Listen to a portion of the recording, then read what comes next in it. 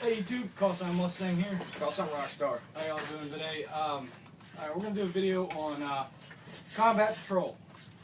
You will be leaving the wire and be going on patrols outside of your compound or wherever you're at. Hey Mustang, I don't mean to cut you off, but him meaning leaving the wire, we're going to try to keep the military jargon down.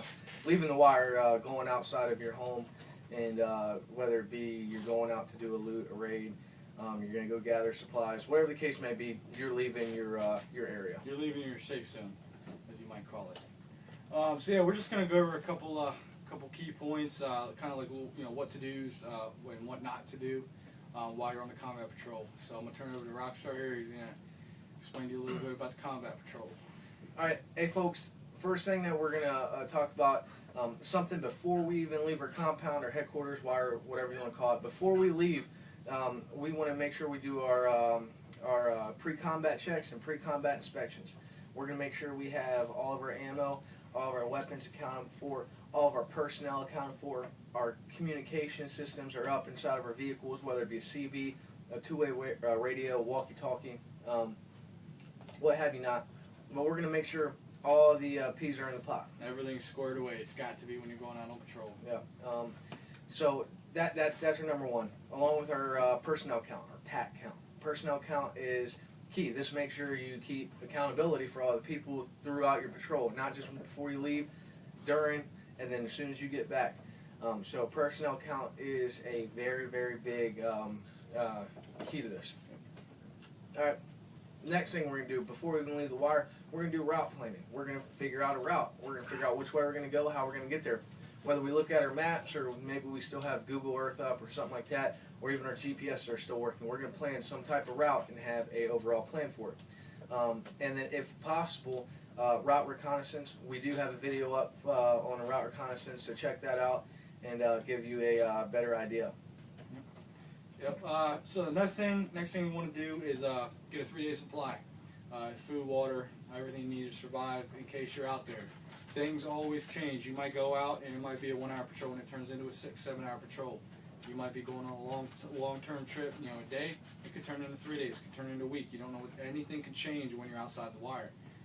There's no guarantees when you're out there. So having that supplies, food, water, everything you need, ammo, make sure you have that squared away and you have a sufficient amount of supply.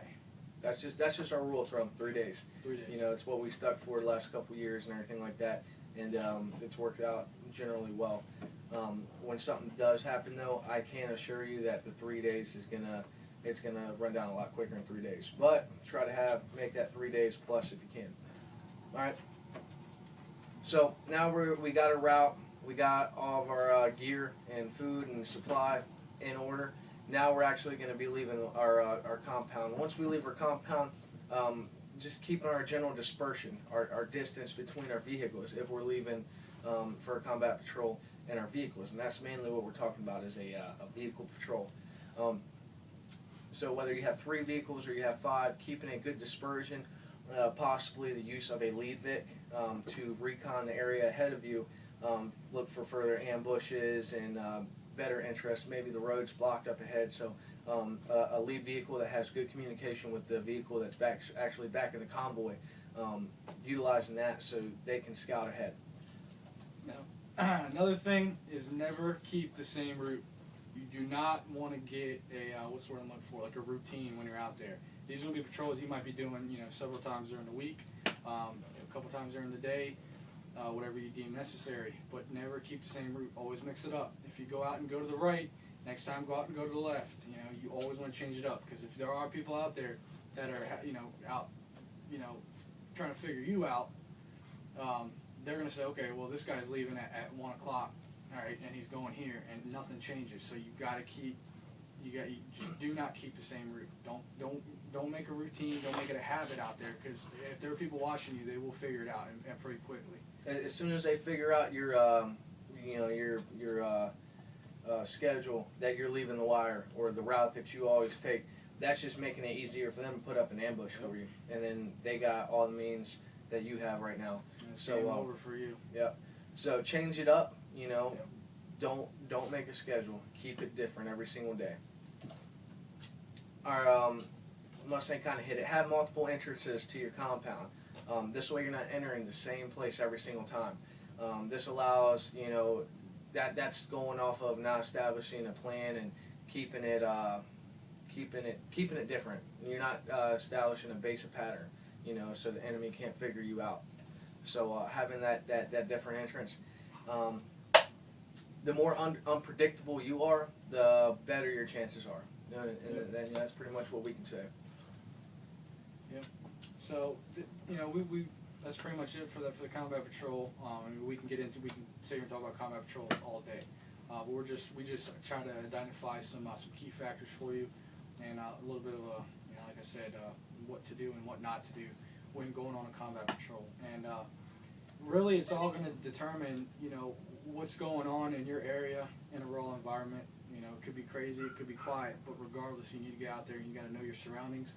And the more you go out on patrol, the more you're going to pick up on things. And attention to detail, it plays a huge factor. I mean, you go on combat patrol in an area for 8 months, you're going to, when something changes, you're going to be able to know. If there's a tree that's down, you're going to know, hey, that tree's down. You know, I'm just giving an example. It wasn't down yesterday. You're going to identify that baseline that you have to work with, and anything that changes in that baseline, you're going to be able to pick it up like that. And that can play a huge factor in life or death for you. So just get out there, and we have another video. I believe it's a route reconnaissance, but it's just you're creating a safe bubble.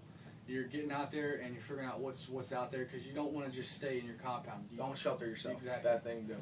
Yeah, it's risky going outside the wire, but that's just what you got to do. Anything else to add? I got nothing. Hey, stay tuned to our videos. Make sure you subscribe. Anything that you guys want to learn or know, we're going to give you our best bit of knowledge on combat patrols. We'll try to throw in some combat patrol general mindset, vigilance, security posture, different type of weapon systems that you can use, and different little tips that we can throw out there. So let us know what you guys want. Let us know what you guys think. If you got anything to add, anything at all, let us learn something, you know. But other than that, you stay vigilant, YouTube. This is Call Sign Rockstar. Call Sign Mustang. Take it easy.